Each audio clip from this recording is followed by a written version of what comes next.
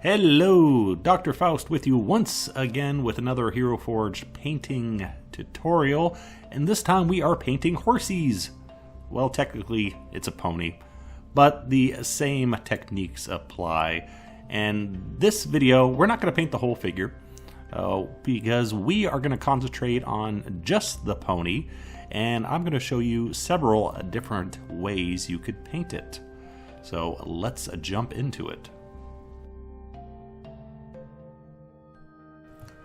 Horses can be very difficult to paint, mainly because they are just this wide, broad area with very little detail on them. And any wide surface like that, flat surface, brush strokes are going to show up very easily.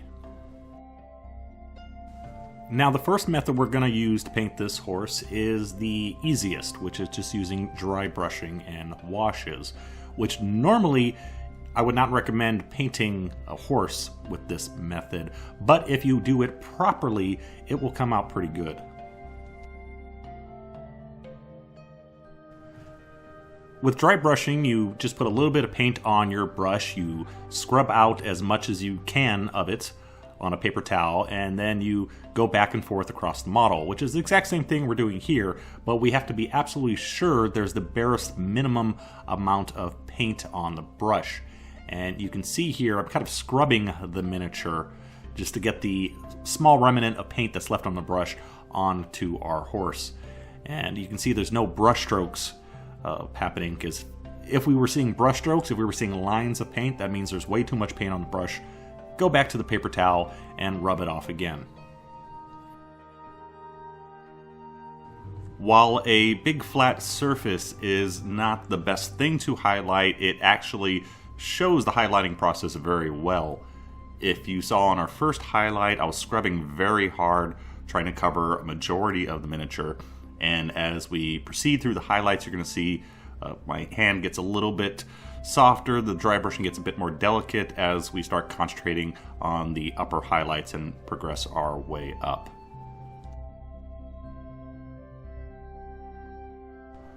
Also, because this is a broad, wide surface, there's no real deep crevices to show a contrast. We are using fairly small increments, progressives of our highlight color. We're not doing extremes, so we're going for yellowish browns, then brownish yellows, and just a little bit of highlighting. And that helps to highlight our horse without looking at too extreme. You don't want real sharp edge contrast on the rump of the horse, because that's just a rounded area, it's not an edge.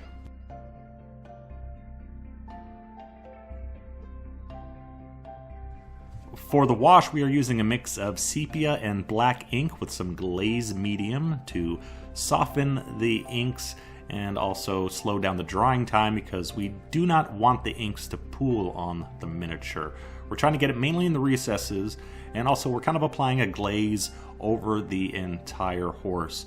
So to soften the look of our dry brushing a little bit, putting a tint over it removes some of the brush strokes that may be there, but we do not want the ink to pool anywhere that we don't want shade. So around the hind corners or on the rump, if we have any pooling, we're going to wipe that away with a clean dry brush, so we make sure that the shade is only drying in the recesses.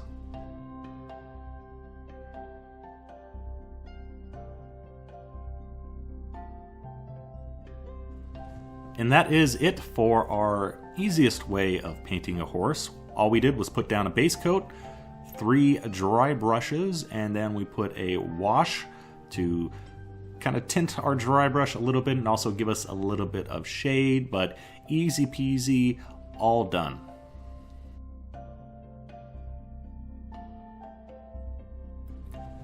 Another method of painting horses is by using layering. Now, we went over layering way back in episode 2. Refresher course, it's just very thin layers of transparent paint that we slowly build up layer after layer, so we do a smooth transition between our highlights so no brush strokes will show up in the end. Painting horses with the layering method is a little bit challenging because, once again, as I said, those broad areas around the hind corners of the horse, if your paint's too thick, if your transition layers are too quick, those brush strokes are really going to show up very easily on that, as opposed to something like a cloak that has a whole bunch of folds in it. Painting something very flat with layering, far more difficult.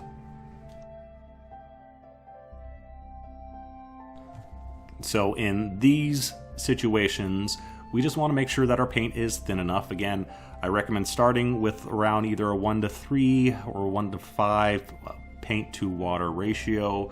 You can never have your paint too thin. It's just a matter of how much time you want to spend applying the layers and taking time painting your miniatures. But on the hindquarters of the horse, we want our paint a little bit thinner. But in this situation with this pony, as we get towards those smaller areas, those tight muscles around the chest, around the front legs, we could have our paint a little bit thicker because those areas are much less prominent. They're much smaller.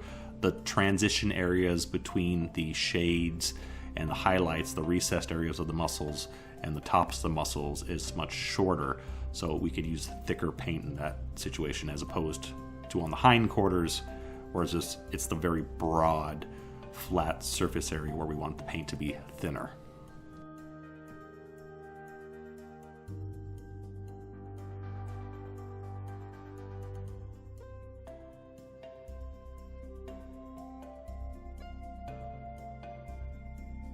Now, in a previous video, we painted a goblin and his wolf, and we used texture paint to paint a fur texture onto the animal. That's using paint that's slightly thicker than normal and using short, quick brush strokes to give the impression of hair. Now, you don't have to paint the entire animal that way. What you can do is what I'm doing here, and just applying the last two highlights with the textured method. So instead of layering, we have our paint a little bit thicker here, and we are applying quick brush strokes. We actually want the brush strokes to show up in this case, and we have to make sure that we are applying them in the direction that the hair would lie on a horse. That's very important. But just applying the last few highlights to give a slight impression of hair on the horse without it completely covering the animal, which in some cases may take a little bit too much time, more than you want to place into painting a miniature. And also, it may look a little bit unusual on some creatures, like a short hair horse. You may not necessarily want a long hair texture on them.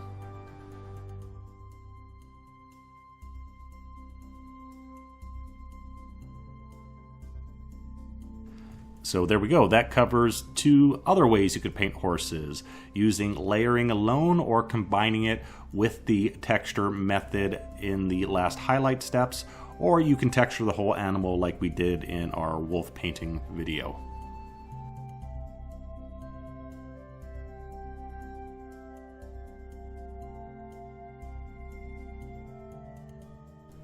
The last method we're going to go over is painting a spotted horse, and we are starting off with black, which I've mixed in cork brown for the highlights. I like to use browns to highlight black when it comes to animals. It tends to make it look a little bit more natural as opposed to using blues, which can end up looking a bit more supernatural.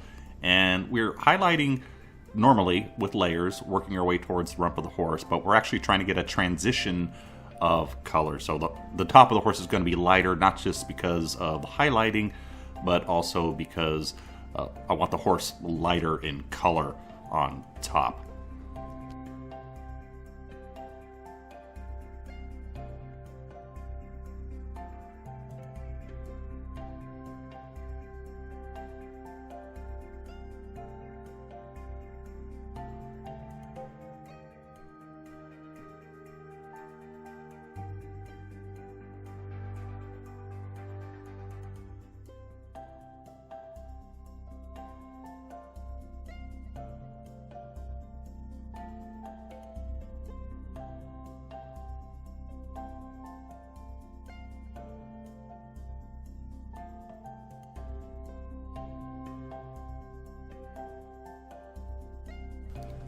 The next thing we're going to do is add our spots, and for that we are using a toothpick, which is a very good dotting tool. You can shape it to whatever size you need off the tip, and we're using Stonewall Gray, and I have a little bit of glazed medium mixed into it to make it look a little bit more transparent.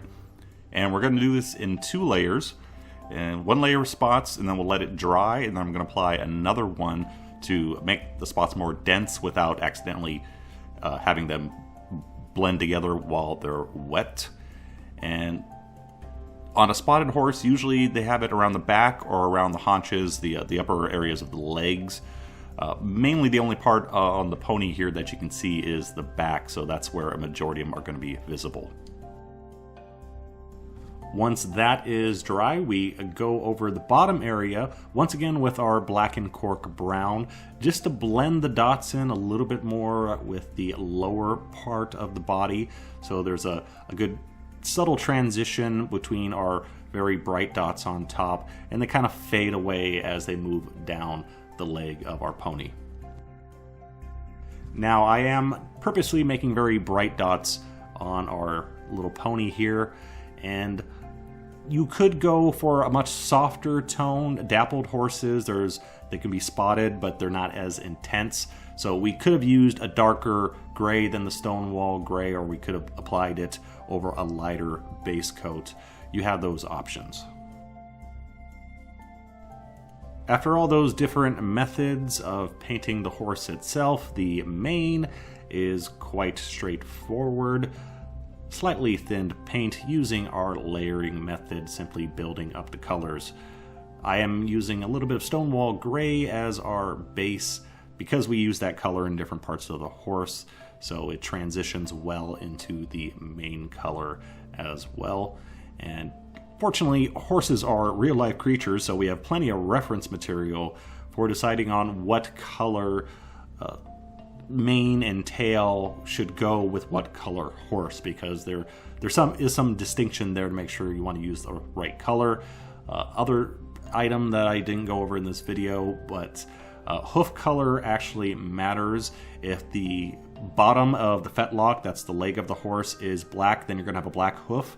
If it's a lighter color, well, then you're going to have a more of a lighter beige or bone color hoof. So adding things like that just gives you a little bit more accuracy and realism to your horse.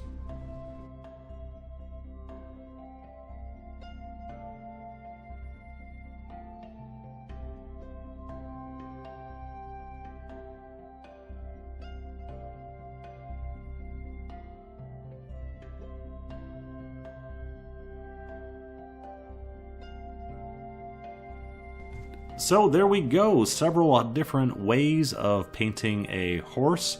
We went over dry brushing and washing, the easiest method, the quickest method. Just make sure that you have very little paint on your brush, and you want to scrub back and forth. If you see streaks showing, that means you have too much paint on your brush.